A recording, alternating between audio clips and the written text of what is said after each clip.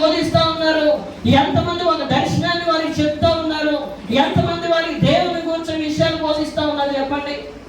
ఈరోజు చిన్నపిల్లలకి అనేకమైన విషయాలు నేర్పిస్తూ ఉన్నారు, కానీ దేవుని గురించిన సంగతులు నేర్పలేకపోతా ఉన్నారు. దేవుని సంగమా, రాబోతున్న తరం దేవుని కొరకు నిలబడాలంటే ఈ రోజు మీ ఒడిలో ఆడుకుంటున్నప్పుడే వారికి ఏం చేయాలి? మనము దేవుని గురించి చెప్పాలి. మోషే గురించి మనందరికీ తెలుసు. అతన్ని 3 నెలలు దాచిపెట్టిందంట అతని తల్లి. దేవునికి స్తోత్రం కలుగునుగాక. 3 నెలలు దాచిపెట్టినప్పుడు ప్రియులారా, మరి 3 నెలల వయసులో అతనికి ఏమైనా అర్థమవుతుంది అంటారా? 3 నెలల వయసులో అతనికి ఏమైనా తెలుస్తుందా? అతనికేం తెలీదు అని మనం అనుకుంటాం. కానీ నేను ఒకటి చెప్పమంటారా, యాక్చువల్లీ ఒక స్త్రీ గర్భం ధరించినది మొదలుకొని ఇంచుమించు ఒక 4-5 నెలల తర్వాత నుంచి గర్భంలో ఉన్న ఆ యొక్క శిశువు వినడం ప్రారంభిస్తాడండి. దేవునికి స్తోత్రం. ఆ గర్భంలో ఉన్న ఆ శిశువు అతని తండ్రి ఎవరో, అతని తల్లి ఎవరో ఆ మాట ద్వారా ఆ వ్యక్తిలోని తెలుస్తూ ఉంటుందంట.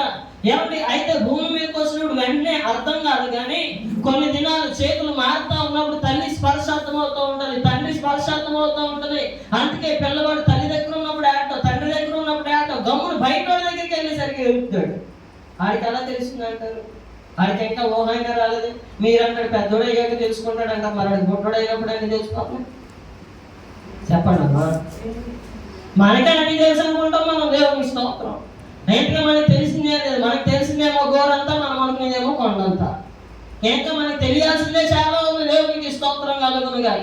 ప్రియులారా, మరి మోషే జీవితంలో మనం ఆలోచన చేస్తే అమ్రాము యొకేబేలు ఆలోచన చేశారు. అరే, చుట్టుపక్కల అందరూ తమ పిల్లల్ని తీసుకెళ్లి నైల్ నదిలో పాడేసి ఇంట్లోకి వచ్చి ఏడుస్తూ ఉన్నారు. అయితే వీళ్ళు మాత్రం 3 నెలల తర్వాత చూడండి, ఆ తల్లి పాడేయచ్చు కదా, తీసుకెళ్ళి డైరెక్టర్ పాడేయచ్చు కదండి. డైరెక్టర్ పాడేయలేదు. కనుమూలు అందరూ చేసినట్టు ఆవిడ చేయలేదు కదండి. సకల జనుల విధులకు ఆమె విధులు వేరుగా ఉన్నాయి. దేవునికి స్తోత్రం.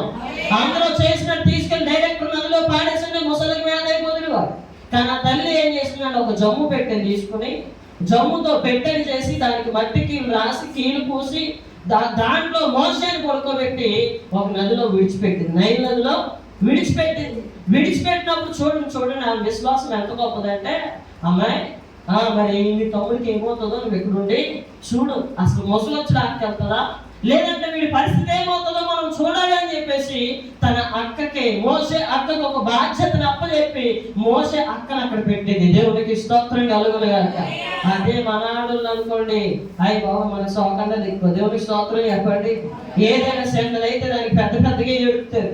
పెద్ద అయిపోయినప్పుడు మన వాళ్ళు కాదులే అని చెప్పేసి శబ్దంతో ఊరుకుంటారు. కానీ మోషే తల్లి అలా చేయలేదు. మోషే తల్లి వాడిని పెట్టిలో పెట్టింది. ఆ పెట్టిలో పెట్టిన తర్వాత వాడి అక్కకి చెప్పింది, అమ్మ మిరియాము నువ్వు ఇక్కడే ఉండి మేము జాగ్రత్తగా చూడు, అసలు వీడి పరిస్థితి ఏమవుతుందో చూడండి. ఆమె విశ్వాసం ఎంత గొప్పదో తెలుసా? ఒకవేళ అందరిలాగా నదిలో పాడేసి ఉంటే, అందరిలాగా కనుక పిల్లలు పెట్టిలో పెట్టకుండా వాడిని డైరెక్టర్ కనుక నదిలో పాడేస్తే నిజంగానే ముసలు తినేసి, కానీ ఆ తల్లి అలా చేయకుండా పెట్టిలో పెట్టింది కాబట్టి కరెక్ట్గా అదే సమయంగా ఎవరు వచ్చారు అక్కడికి? అమ్మ ఎవరు వచ్చారు? దేవునికి స్తోత్రం కలుగునుగాక. ఫరో కుమార్తె వచ్చింది. ఆ సమయానికంటే ఫరో కుమార్తె వచ్చినప్పుడు వీడు అప్పుడు దాకా బాగానే ఉన్నాడు. ఎవరో చెప్పినట్టు అప్పుడే ఎడుతున్నాడు. ఎవరో మోసేగా. ఆయన ఏడుస్తూ ఉంటా ఏడుపు విన్న ఆ యొక్క కుమార్తె వెంటనే అనుకుంది, అయ్యో ఎవరో చిన్న బాలుడు ఏడుస్తున్నాడు. చూడండి, ఏ ఇంట్లోంచి అయితే మరణ శాసనం వచ్చిందో, ఏ ఇంట్లోంచి అయితే ఆ ఇజ్రాయేలుని అణిచివేయాలనే మాట లోకంలోకి వచ్చిందో, అదే ఇంట్లో నుంచి ఒక వ్యక్తిని దేవుడు అక్కడ నడిపించాడు. దేవునికి స్తోత్రం. నడిపించడమే కాదు, ఆమె ఆ కుమారుని తీసుకున్నప్పుడు అతను చూసినప్పుడు ఆమె కూడా అనుకుందంట, వీడు భలే ఉన్నాడు రా, వీడు పెంచుకుంటే బాగుంటుంది అన్నప్పుడు. చూడండి, మన ఆడపిల్లలు అయితే ఏం చేస్తారు? అయ్యో తమ్ముడు దొరికేసాడమ్మా, ఇక్కడ బతుకుతాదో అచ్చడేమో అమ్మకు చెప్తామని పరిగెడేస్తారు కదా మన వాళ్ళు. అదే చేస్తారా లేదంటే ధైర్యం చేస్తారా? అధికారంతో నిలబడి మాట్లాడే ధైర్యం ఉందా మన పిల్లల్లో? ఏమంటే ఎవరైనా నాయకులు వస్తే వాళ్ళ దగ్గరికి వెళ్ళి వాళ్ళతో మాట్లాడగలగా ఆ యొక్క మాట చాతుర్యం మన పిల్లల్లో పెంచుతున్నాం మనం? లేదు. అయిపోయి ఎవరైనా అంతే నాకెందుకు నేను మాట్లాడు, నువ్వు మాట్లాడంటారు. కానీ మిరియాం ఆరకంగా మిరియాం వెంటనే వెళ్ళి ఫరో కుమార్తెతో మాట్లాడింది. దేవునికి స్తోత్రం. అధికారితో ఏమంటే రాజు కుమార్తెతో మాట్లాడుకున్నారా? మళ్ళీ మిరియాం పెద్ద వయసే కాదు, మహా అయితే ఒక 5-6 సంవత్సరాలు ఉంటాయి అంతే. 5-6 సంవత్సరాలు ఉన్న బిడ్డ వెళ్ళి మాట్లాడుతున్నామా, నీ కొరకు ఈ బాలుని పెంచడానికి ఎవరైనా పిలుచుకురమ్మంటావా? అప్పుడు ఆవిడ డౌట్ వచ్చి నీకేం కానీ తమ్ముడా అని చెప్పేసి అక్కడే పాడేసే అవకాశం ఉందేమో. అదేం ఆలోచించలేదు. అంటే వాళ్ళలో విశ్వాసం ఒక ప్రార్థనతో ఆగిపోలేదు. వాళ్ళలో విశ్వాసం ప్రియులారా దేవుడి మీద మొత్తం భారం పెట్టి సార్ ఇంట్లో తలుపులేసుకుని కూర్చోలేదు. వాళ్ళు ఏం చేశారో తెలుసా? వాళ్ళలో విశ్వాసాన్ని క్రియలలో చూపించారు. దేవుడికి స్తోత్రం చెప్పండి. ఈరోజు క్రైస్తవ విశ్వాసంగా ఉండిపోయిందా తప్ప క్రియలలో లేదు. విశ్వాసం అనేది నిరీక్షించబడిన దాని యొక్క నిజ స్వరూపము అదృశ్యమైనవి ఉన్నవనడానికి రుజువై ఉందంట. మోసే తల్లి అనుకుంది వీడు పుట్టినప్పుడు నాయకుడు అవుతాడని ఒక నిరీక్షణ. మోసే పుట్టినప్పుడు అతను తల్లి అనుకుంది ఈ ప్రజలందరినీ విమోచిస్తాడనే ఒక నిరీక్షణతో పిల్లరా ఎదురు చూస్తుంది. కాబట్టి ఎవరిని ఆమెకే మరలా ఎవరిని ఇచ్చాడు చెప్పండి దేవుడు? మరి ప్రపంచంలో ఏ తల్లి కూడా పాలిచ్చి జీతం తీసుకున్నాడు చదివారా మీరు? విన్నారా పోనీ? కానీ దేవుడు వాక్యంలో మనం చూస్తాం పిల్లరా, కన్న తల్లి కన్న బిడ్డకు పాలిచ్చినందుకు దేవుడు జీతం ఇచ్చాడు. దేవుడికి స్తోత్రం కలుగునుగా. అంటే ఆమె విశ్వాసాన్ని దేవుడు ఎంతగా కనపరిచాడో మనం ఆలోచన చేయాలి.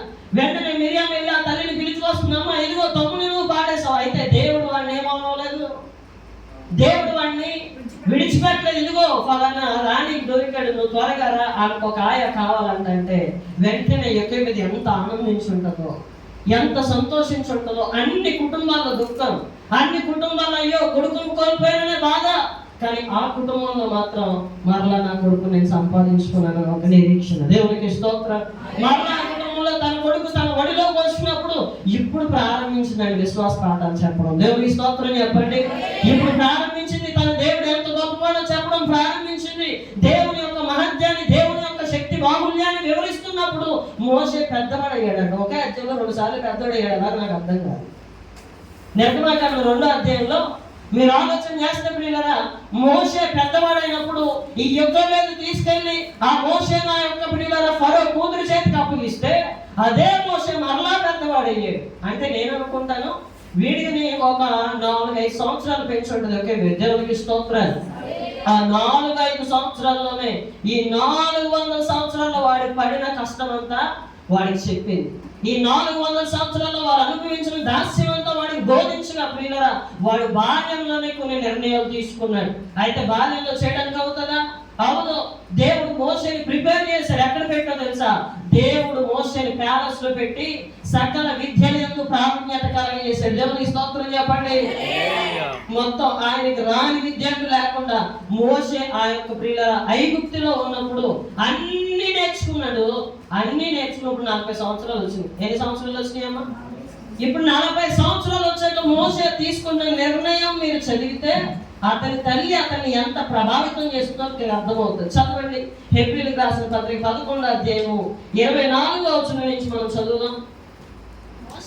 మోసే పెద్దవాడైనప్పుడు విశ్వాసమును బట్టి ఐగుప్తు ధనము కంటే క్రీస్తు విషయమైన నింద గొప్ప భాగ్యమని ఎంచుకొని అల్పకాల పాప బోధము అనిపించుని కంటే దేవుని ప్రజలతో శ్రమ అనుభవించిన మేలని యోచించి ఫరో కుమార్తె యొక్క కుమారుడని అనిపించుకొనుటకు ఒప్పుకొనలేదు. అనగా అతను ప్రతిఫలంగా కలగబో బహుమానమందు దృష్టి ఉంచాడు. దేవునికి స్తోత్రం చెప్పండి. తల్లి ఒక్క నిర్ణయం తీసుకుంది, కొడుకు 3 నిర్ణయాలు తీసుకున్నాడు. చెప్పండి. తల్లి ఒక్క నిర్ణయం తీసుకుంది. ఏంటంటే నేను ఎలాగైనా బ్రతికించాలంటే, నేను చనిపోయినా ఈయన దేవుని కోసం బ్రతికించాలని ఒక నిర్ణయం తీసుకుంది.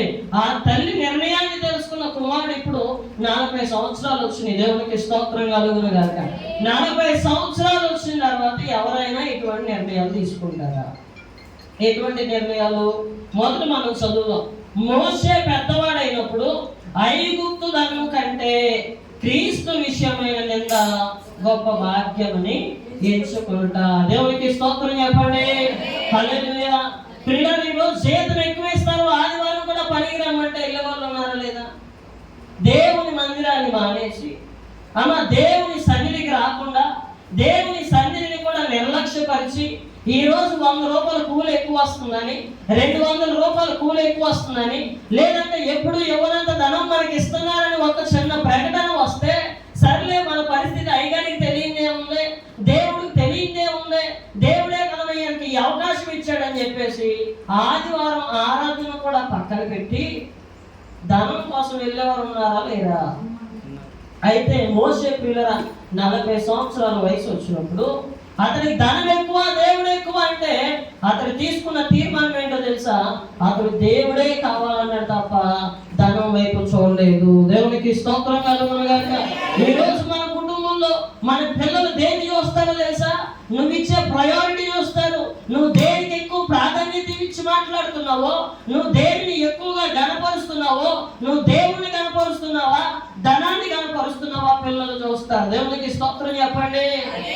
మరి మన పనిని బట్టే మన పిల్లల్లో ప్రవర్తన ఉంటుంది. మన పనిని బట్టే కదండి కొంతమంది చర్చికి తీసుకొచ్చి పిల్లలకి, కొంతమంది తల్లిదండ్రులు వేరు, కొంతమంది వేరు.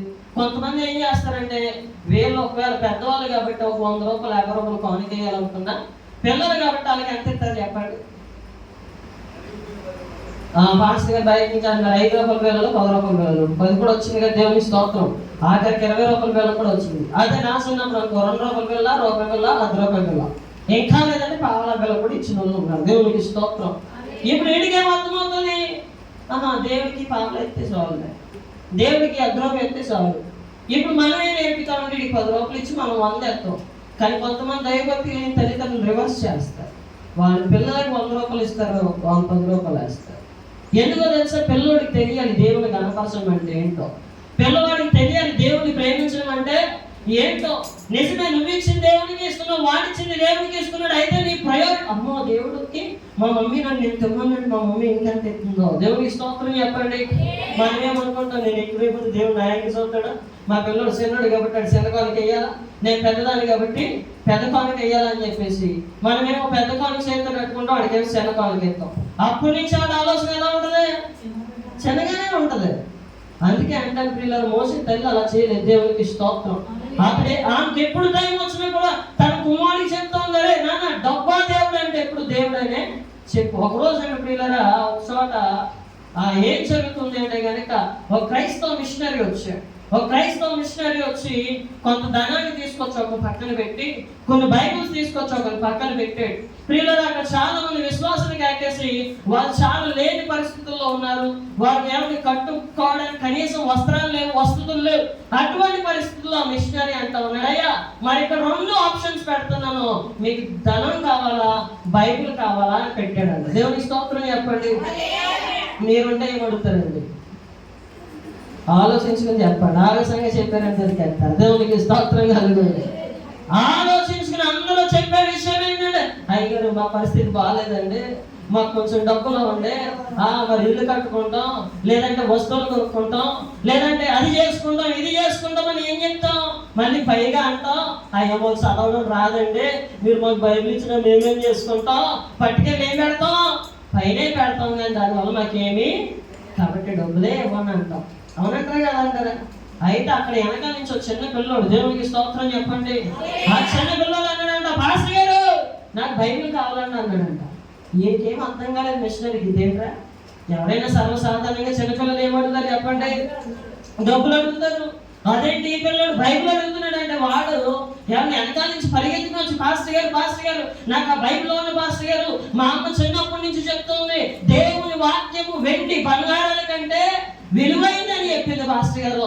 ఎవరు ఇస్తారా అని వస్తున్నారు పాస్టర్ గారు, ఈ మీరు మంచి ఆఫర్ పెట్టారు, నాకు డబ్బులు వద్దు, నాకు బైబిలే ఇవ్వండి అన్నాడంట. దేవునికి స్తోత్రం చెప్పండి.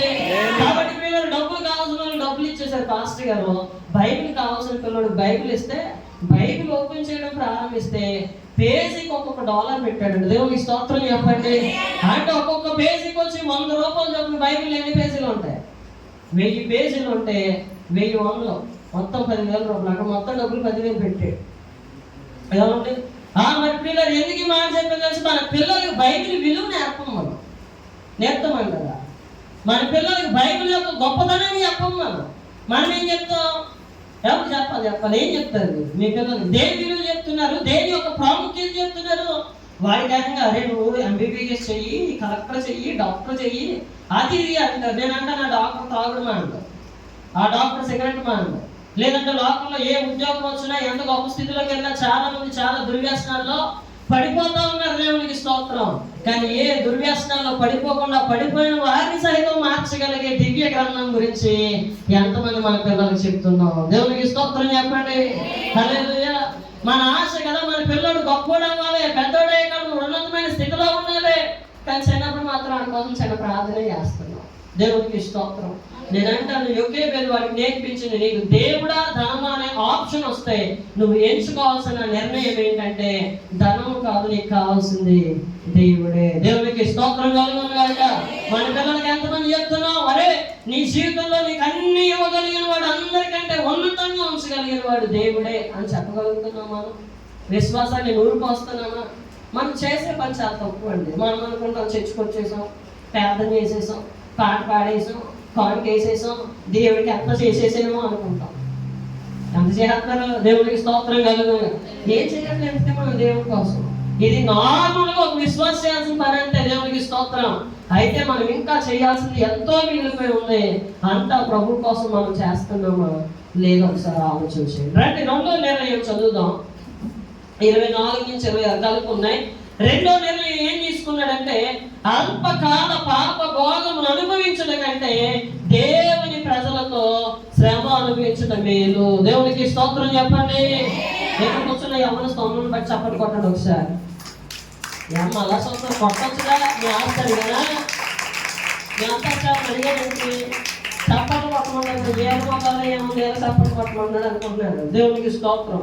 నేనంతా ఇదే సమయంలో ఇదే వయసులో ఉన్న యవ్వనస్తులు చాలా మంది బయట గొల్లు మీద తిరుగుతా, బయట బేవర్స్గా తిరుగుతా, బయట బోకులు అయిపోతున్నారు. దేవుని స్తోత్రం చెప్పండి. ఉన్నారా లేదా? మన దగ్గర మనం మెచ్చుకోమండి. మనం ఎక్కడో ఉన్నామని మెచ్చుకుంటాం. అరే మన దగ్గర ఉన్నవాడు ఒక సమర్పణ కలిగి ఎవరో రాకపోయాడు వాడు వచ్చాడు, ఎవరో రాకపోయాడు వాడు మందిరంలో దేవుడికో దానికి ఉపయోగపడుతున్నాడు. మరి నీ నిర్ణయం మంచిదని ఎప్పుడైనా ఎవరైనా ప్రశంసించామో? మనం ప్రశంసించాల్సింది పోయి ఆడిన లేస్తారంట. ఆయన ఎన్ని మాటలు అంటారంటే వచ్చేవాడు మొత్తానికే మానేస్తారని మాట్లాడు. ఎందుకని? ఏమవల్ల అసలు రావట్లేదని ఆడి కోసం ప్రార్థన మొత్తంగానే నేను ఎప్పుడైనా మెచ్చుకున్నావు? మనం మెచ్చుకోం. దేవుడికి స్తోత్రం కలుగునుగా. నేనంటాను ఈ మోసే పెద్దవాడైనప్పుడంట అల్పకాల పాప భోగములను విడిచిపెట్టి దేవుని ప్రజలతో శ్రమ అనుభవించడం మీద అనుకున్నాడు. దేవునికి స్తోత్రం. అవునా కదా? ఈరోజు బయటకు వెళ్తే క్రికెట్ ఆడుకోవచ్చు, ఆడుకోలేదు. మీరు ఆడుకుంటారు కదా, ఫుట్బాల్ ఆడుకుంటారు, ఆడుకోరా? ఈ టైంలో ముగ్గురు సరిపోతారు, ఆడుకుంటారు. 10 మంది ఆడుకోలేదు కదా. చేతిలో ఫోన్ ఉంది, ఈరోజు లోకమే చేతిలో ఉంది. ఈరోజు ఆయన ఒక సమర్పణ కలిగి వచ్చారంటే నిశ్చయంగా వారిని మెచ్చుకోవాలి. దేవునికి స్తోత్రం కలుగునుగా. నేనంటాను మోసే జీవితంలో తనకు అన్ని అవకాశాలు ఉన్నాయి. తను కూర్చున్నాడంటే ఒక ఇద్దరు పట్టుకుని ఇసుని కర్రలు ఏం చేస్తారు చెప్పండి? రాజ్ కుమార్ అంటే అంత తక్కువ అండి? రాజ్ కుమార్ అంటే అంత తక్కువ చేస్తారు చెప్పండి? కానీ అటువంటి ఉన్నతమైన హోదాలు విడిచిపెట్టి అది ఏమంటే అన్ని వసతులు ఉన్నాయి, అన్ని విషయాల్లో కూడా తన నిర్ణయాలు తన ఇష్టం. ఎవరు అడుగుతారు చెప్పండి? ప్యాలెస్ లోకి వచ్చి అమ్మ అంటదా, ఆ రోజే చిన్నప్పుడు నీకేం చెప్పాను, పెద్ద నువ్వేం చేస్తున్నావు అంటదా వాళ్ళ తల్లి? అయినప్పటికీ కూడా ఆ తల్లి బాల్యంలో వేసిన విత్తనాలు అతను ఎలా మొలకెత్తినాయో మనం ఆలోచన చేయాలి. అతను తీసుకున్న నిర్ణయం ఎంత ఉన్నతమైన స్థితిలోకి అతన్ని నడిపించిందో మనం ఆలోచన చేయాలి.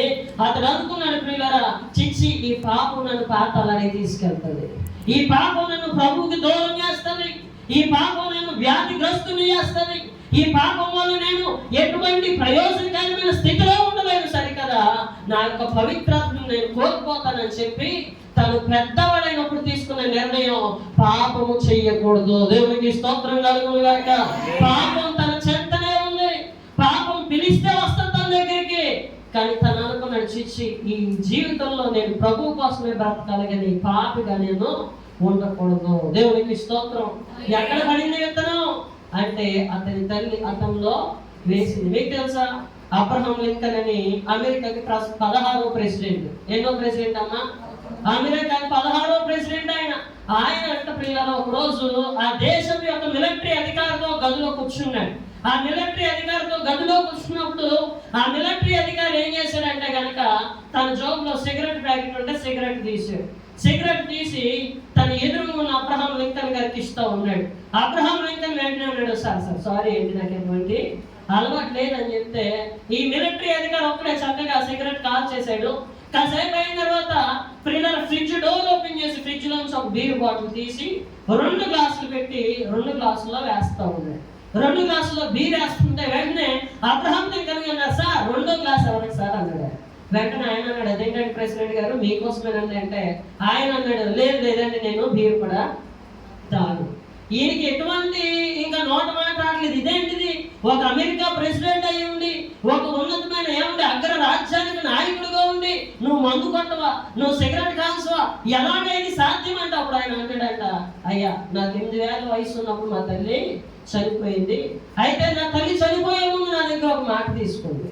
ఏంటి ఆ మాట అంటే కనుక, అరే నీ జీవితంలో ఎప్పుడు మందు తాగనని, సిగరెట్ కాల్చనని, అమ్మాయిల జోలికి వెళ్ళనని నాకు మాట ఇవ్వరా అన్నాడు. దేవునికి స్తోత్రం చెప్పండి. అలా అన్నప్పుడు మీరు వెంటనే అబ్రహాం లింకన్ అన్నాడంట, సరే అమ్మా అని చెప్పేసి తన తల్లికి మాట ఇచ్చాడంట. వెంటనే ఎదురున్న మిలిటరీ ఆఫీసర్ ఏడవడం ప్రారంభించాడు. ఆయన ఏడుస్తూ ఉంటుండి అబ్రహాం లింకన్ అడుగుతున్నాడు, వాట్ సార్ ఏమైంది, ఎందుకు ఏడుస్తున్నారంట? ఆయన అన్నాడంట, నీ తల్లి లాంటి తల్లి నాకు కూడా ఉండుంటే బాగుండేది అన్నాడు. దేవునికి స్తోత్రం చెప్పండి కదా. అంటే ఒక యవ్వనస్తుడి జీవితంలో లేదంటే మరి కళ్ళు ఎదురుగానే పిల్లల కోరుకున్నదల్లా దొరుకుతున్న సమయంలో అది ఏది నాకు వద్దు, నాకు క్రీస్తే కావాలని నిలబడడం అనేది సులభం అంటారా, కష్టం అంటారా? సులభమైతే కాదు. దేవునికి స్తోత్రం. శరీరం ఒప్పుకోదు, కళ్ళు ఒప్పుకోవు, లోకం ఒప్పుకోదు. వాటన్నిటినీ ఎదిరించి ఈ లోక పాప భోగాల కంటే క్రీస్తుతో ఉండాలి, ఆయన ప్రజలతో శ్రమ అనుభవించాలి. ఎంతమంది తీసుకుంటున్నారు అటువంటి నిర్ణయాలు? చాలా తక్కువైపోయింది. మనం నిర్ణయాలు తీసుకో చెప్తున్నాను కదండి, చర్చకొచ్చి ప్రార్థన అయితే చేస్తున్నామే కానీ ప్రార్థనకు తగినట్లుగా మన ప్రవర్తన లేదు, ప్రార్థనకు తగినట్టుగా మన జీవితాలు లేవు. నేను అంటాను, ఈరోజు యాకోబు గురించి వింటున్న మన జీవితంలో ఒక గొప్ప మార్పు దేవుడు తీసుకొచ్చునుగాక. ఆమె చివరిగా మోషే 3వ నిర్ణయాన్ని చూపించి నేను ముగిస్తాను ప్రియులారా. చూడండి ఒకసారి, మోషే 3వ నిర్ణయం ఏం తీసుకున్నాడంటే గనక, ఫరో కుమార్తె కుమారుడని అనిపించుకున్నటకు ఒప్పుకోలేదు. దేవుడికి స్తోత్రం చెప్పండి. మోషే 3 నిర్ణయాలు తీసుకున్నాడు. ఒకటి శరీరాశ, రెండవది నేత్రాశ, మూడవది జీవబ్రహ్మంతో లింక్ అయి ఉండాలి. అతను శరీరాశ కోరుకోలేదు, అతను నేత్రాశ కోరుకోలేదు, మూడవదిగా జీవబ్రహ్మాన్ని వ్యతిరేకిస్తున్నాడు. దేవునికి స్తోత్రం. ఏంటి జీవబ్రహ్మం అంటే? మోషేకి పిలిపించుకునే అధికారం ఉంది. ఎక్కడికి వెళ్ళినా కూడా అయ్యి బాబోయ్ మరి రాజుగారు అబ్బాయి వస్తున్నాడు, రాణిగారు అబ్బాయి వస్తున్నాడు, అయ్యి బాబోయ్ ఈయన వస్తున్నాడు, ఆయన వస్తున్నాడు అని చెప్పేసి ఆ పేరు ఒకటి సరిపోదు కదండి. ఈ రోజు ప్రజలందరూ దేనికి ఎంత పరిగెడుతున్నారు చెప్పండి? పేరు కావాలి, మాకు ప్రఖ్యాతి కావాలి, మేము ఎక్కడికి వెళ్తాక మాకు గుర్తింపు కావాలి అని ఆశపడుతున్న సమయంలో మోషే తనకి పేరు వద్దనుకున్నాడు. దేవునికి స్తోత్రం. మోషే తనకి పదవద్దనుకున్నాడు, మోషే తనకు ఒక పర్వతం వద్దనుకున్నాడు. పైగా మోషే ఏం కావాలనుకున్నాడంటే, చిచ్చి భూమి మీద ఇచ్చే మనుషులు ఇచ్చే పేరు కదా నాకు కావాలి, పరలోకంలో ప్రభు ఇచ్చే బహుమానం నాకు కావాలి. దేవునికి స్తోత్రం కలుగుగాక. పిల్లలు మరి మోషేలో ఎందుకు ఆ నిర్ణయం కలిగింది అంటే, పైన తన తల్లిదండ్రులు చేసిన పని అని నేను చెప్పడం కాదు, పరిశుద్ధ గ్రంథమైన బైబిలే చెప్తుంది. దేవునికి స్తోత్రం కలుగుగాక. ఈ రోజు ప్రపంచంలో మోషే అంటే తెలియని వాడు ఉంటారంటారా? ఎందుకంటే ప్రియులరా, అది క్రైస్తవులే కావచ్చు, మరి ఏ ఇతరులైనా కావచ్చు, మరి అన్ని దేశాల్లో రాయబడిన రాజ్యాంగాలకి ఆధారమైంది ఏంటి అంటే మన చేతిలో ఉన్న పరిశుద్ధ గ్రంథమే. దేవునికి స్తోత్రం కలుగుగాక. ఆ పరిశుద్ధ గ్రంథంలో దేవుడు మోషే ద్వారా రాయించిన ఆ మొదటి 5 పుస్తకాలలో ప్రజలకు కావలసిన ప్రయోజనకరమైన ఎన్నో సంగతులను దేవుడు మోషే ద్వారా రాయించాడు. చూసారా, ఒక తల్లి ఆ నిర్ణయం తీసుకున్నప్పుడు ఆ తల్లికి తెలియదు తన కొడుకు అంత గొప్పవాడు అవుతాడని. నేనంటే ఈరోజు తల్లులు ఉన్న మీరు మీ బిడ్డల విషయాలు ఎన్ని కలలకంటారో, దేవునికి స్తోత్రం. ఎన్ని ఆలోచనలు ఉంటాయో, ఎన్ని ఆలోచనలు ఏమున్నాయి, నా కొడుకుని అలా చేసేయాలి, నా కొడుకుని ఎలా చేసేయాలని ఆశ ఉండడం మంచిదే. ఆ ఆశకి తగ్గట్టు ఏమో అడిగేస్తున్నాం ఇప్పుడు దేవుని మందిరంలోకి వచ్చి ఒక ప్రార్థన చేస్తాం అంతేనా? ఇంకేమైనా గొప్పగా ఏమైనా చేసాడా? నేనంటాను, ఇంకా గొప్పగా నువ్వు చేసినప్పుడే నువ్వు అనుకున్నంత గొప్పగా అవుతాడు. దేవునికి స్తోత్రం. ఏం చేయాలి పాస్టర్ గారు గొప్పగా అంటే, మోసే తల్లి ఏం చేసింది చెప్పండి? అతను బాలుడై ఉన్నప్పుడే అతనికి చెప్పింది. దేవునికి స్తోత్రం కలుగుగా. ఒక మాట చదవండి, న్యాయాధిపతుల గ్రంథం, న్యాయాధిపతుల గ్రంథం 2వ అధ్యాయం 10వ వాక్యం చదవండి.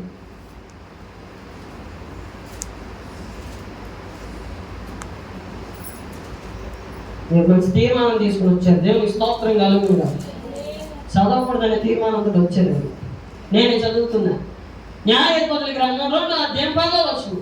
ఆ తరము వారందరూ పితల యొద్దకు చేర్చబడి వారి తరువాత యెహోవానైనను ఆయన ఇశ్రాయేలీయుల కొరకు చేసిన కార్యములైనను ఎరగని తరం ఒకటి పుట్టగా. దేవుడికి స్తోత్రం చెప్పండి.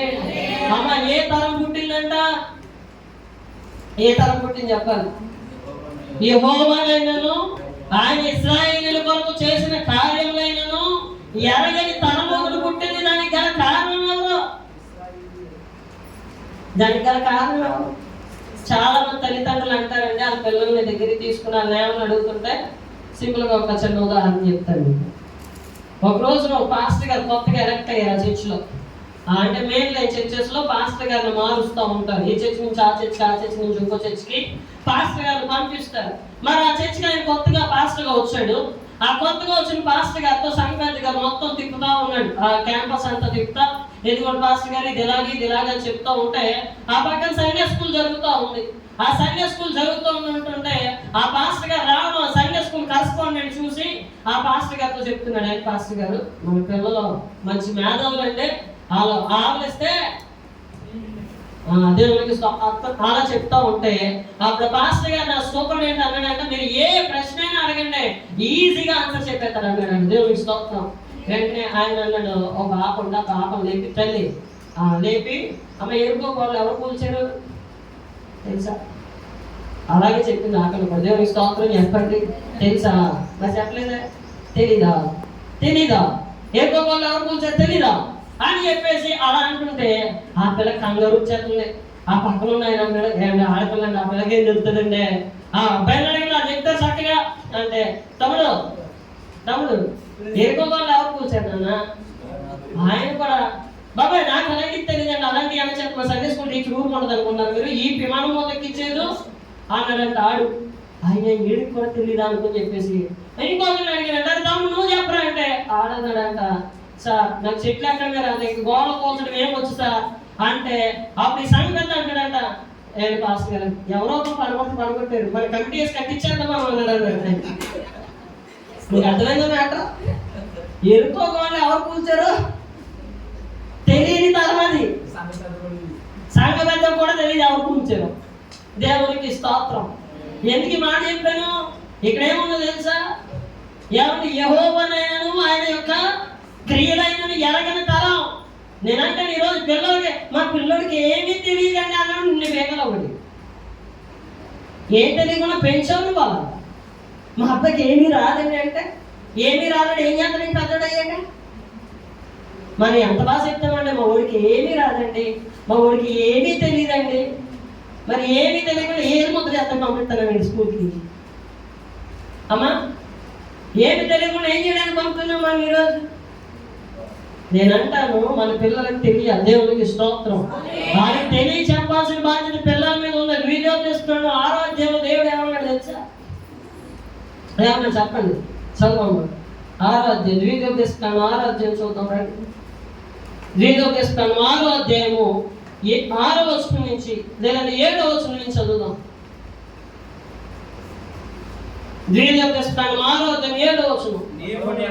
నీవు నీ కుమారులకు వారిని అభ్యసింపజేసి నీ ఇంట కూర్చున్నప్పుడు, త్రోవను నడుచున్నప్పుడు, పడుకున్నప్పుడు, లేచినప్పుడు వాటిని గురించి మాట్లాడవలెను. దేవునికి స్తోత్రం చెప్పండి.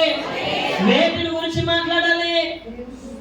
మరి మీ తాతలు అంటాడురా, మీ మామ ఎలాంటిదిరా, మీ నాన్న అసలు మంచోడు కాదురా, మీ మేనత్తు జోలికి వెళ్ళమాకరా, ఈ అమ్మ చెప్పింది ఏ చెప్తున్నావు కదా? ఏ నాకు నేర్పుతుంది? దేవుడు అన్నది అయిగా చెప్పాల్సింది. నువ్వు త్రోవను నడుచున్నప్పుడు, ఇంట కూర్చున్నప్పుడు, పడుకున్నప్పుడు, లేచినప్పుడు ఎవరి గురించి చెప్పాలంటే దేవుని కార్యాలు వారికి వివరించాలి. దేవునికి స్తోత్రం. ఎవరి దేవుని మందిరంలో నువ్వు వింటున్న వాక్యాన్ని ఇంటికి వెళ్ళిన తర్వాత పిల్లడికి ఆగి సరిపోతుంది. మాస్టర్ గారు ఏ వాక్యం చెప్పారు గుర్తుందా నీకు? మనకే గుర్తుంది. ఇప్పుడు ఆయన అడిగే మనకే అంత రివర్స్ బ్యాండ్ అని. ఎందుకని? ఇంటి దగ్గర కదా దేవుని స్తోత్రం చెప్పండి. మందిరంలో కొంత ఏసీ లేకపోయినా సరే ఓసీగా వచ్చేది కదా. దేవునికి స్తోత్రం. హల్లెలూయా. నేనంటే దేవుడు అంటున్న మాట పిల్లలు, ఇది నా మాట కాదు కదా, నేను చెప్పమన్నాను కదా, నేను కదా అంటున్నా. మన పిల్లలకి ఎవరు చెప్పాలి? దేవుడు అంటున్నాడు, నీ పిల్లలు నీ ఇంట కూర్చున్నప్పుడు, లేచినప్పుడు, నువ్వు త్రోవలో నడుస్తున్నప్పుడు, వాడు పండుకుంటున్నప్పుడు ఈ రోజు ఒక ఫోన్ ఇచ్చి చదివే సరిపోద్ది అంతే. అడన్నీ తెచ్చేసుకుంటామా? ఎవరా కదా ఒకటి చెప్తానంతే. ఎవరు అడిగి యోనాకి మించి ఇంకా ఎక్కువ ఏమి తెలియదు. దేవునికి స్తోత్రం. కారణం ఏంటంటే మనం యోన దగ్గరే అయిపోతున్నాం. నేను అంటాను, ఇదివరకు కదండి మా తాటకి ఉండేది, అప్పుడు బయట మనసు వేసుకుని బయట పడుకునేటప్పుడు మా నాన్నగారు సాయంత్రం వాళ్ళు మాకు బైబిల్లో కథలు చెప్తూ ఉండేవారు. దేవునికి స్తోత్రం. మరి మా నాన్నగారు అలా కథలు చెప్తూ ఉంటే నాకు ఎంత భయం వేసేసేదో. ఎందుకని మా నాన్నగారు యేసుప్రభు సముద్రం మీద నడిచి వచ్చి కథ చెప్పాడు. గట్టిగా గాలేసేస్తుందిరా, పెద్ద వర్షం వచ్చేస్తుందిరా, అప్పుడు యేసుప్రభు ఎలా నడిచొస్తున్నాడు అంటే నేను ఊహించేసుకుని అక్కడ గాలేసేస్తుందేమో అనుకుని చెప్పేసి నేను ఇంకోసారి ఎంత భయపడిపోయాడు అంటే. అయితే ఎందుకు ఈ మాట చెప్తున్నానంటే నిజమే, పిల్లలకి మనం దేవుని వాక్యాన్ని ఏం చేయాలి, చెప్పాలి. మన శక్తి లేదు ఈరోజు, ఏ కథలు వాళ్ళకే చెప్పట్లేదు. అందుకే లోకంలో ఎక్కడ లేని కథలన్నీ వాళ్ళు నేర్చుకుని ఈరోజు తల్లికి వ్యతిరేకంగా వాళ్ళు తిరుగుతున్నారు. అయితే ఎక్కువ మీద అలా చేసిందంటారా? చేయలేదు. ఎక్కువ మీద పేరు అర్థమేం చెప్పండి, యెహోవాయే కీర్తి. దేవునికి స్తోత్రం కలుగునుగాక. దేవుడు యెహోవాకే ఆ మహత్యము అని చెప్పి ఆమె ఒక నిర్ణయం తీసుకుని తన కుమారుడైన మోషేకి శ్రేష్టమైన పాఠాలను ఉపదేశించగా మోషే ఏమయ్యాడు? గొప్ప నాయకుడు అయ్యాడా కదా. దేవుడి తన యవ్వన ప్రాయంలో అన్ని విడిచిపెట్టేసి దేవుని కోసం నిందలు అనుభవించాడు, శ్రమలు అనుభవించాడు. 40 సంవత్సరాలు అరణ్యంలో తిరిగాడు పిల్లరా. అప్పుడు దేవుడు అతన్ని దర్శిస్తే అప్పుడు 6 లక్షల మంది కాల బలాన్ని ఐగుప్తులోంచి విడిపించాడు. దేవునికి స్తోత్రం కలుగునుగాక.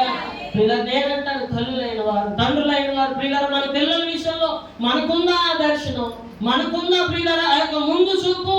మన పిల్లలు రానున్న తరానికి ఏమండి వారు ఏమవ్వాలంటే ఒక దిక్కు చూసి అవ్వాలి. రానున్న తరాన్ని పిల్లలు ఒక మంచి మార్గంలో నడిపించాలి. మన పిల్లలు మార్చబడాలంటే తల్లిగా నీకంటూ ఒక దర్శనం ఉండాలి. ముందు నీ బిడ్డ విషయంలో, నీ బిడ్డ విషయంలో ఆశ ఉండడం మంచిదే. అది ఆశగా ఆగిపోతే ప్రయోజనం లేదు. వాడికి తెలియాలి నీ ఆశ ఏంటో. వాడి పెద్దడయ్యాక అంటావు, ఒరే నువ్వు అలా అవుతావు అనుకున్నాను రా, నువ్వు అనుకున్నావు కానీ వాడికి ఎప్పుడైనా చెప్పావా? చెప్పవు. వాడికి చెప్తే తెలుస్తుంది వాడు ఏమవ్వాలనుకుని నువ్వు అనుకుంటున్నావో. అయితే నువ్వు అనుకున్నదైనా అవుతాడు, లేకపోతే దేవుడు అనుకున్నదైనా అవుతాడు. అది అవి రెండు తెలియనప్పుడు వాడు సాతానుగాడు అనుకున్నది అనుకున్నాడు. దేవుడికి స్తోత్రం. మరి అలా కాకూడదంటే దేవుడి వాక్యాన్ని వెంబడిద్దాం. దేవుడు వాక్యం చెప్తా ఉంది, మన బిడ్డను మనం ఎలా పెంచుకోవాలి, వాళ్ళకి చెప్పాలి. చెప్పండి, ఏం చెప్పాలి? దేవుని యొక్క వాక్యాన్ని చెప్పాలి. దేవునికి స్తోత్రం కలుగునుగాక. దేవుని వాక్యంలో ఉన్న భక్తుల గురించి మనం చెప్పాలి. వాళ్ళు తీసుకున్న నిర్ణయాలు మనం చెప్పినప్పుడు వాడు పెద్దవాడైనప్పుడు తొలగిపోడు. దేవునికి స్తోత్రం. ఒకవేళ తొట్టిల్లిన దేవుని వాక్యం వాడిలో ఉంటుంది కాబట్టి ఒక రోజు మరలా తిరిగి త్రోవలోకి వస్తాడు. దేవునికి స్తోత్రం కలుగునుగాక. అట్టి కృప ప్రభు మనందరికీ ఇచ్చునుగాక. అందరు తలలో ఉంచుకుందాం, సరే ప్రార్థన చేసుకుందాం. మరి ఇంతవరకు దేవుని యొక్క వాక్యంలో నుంచి మనం వింటూ వచ్చాం. హెబ్రీ గ్రంథకర్త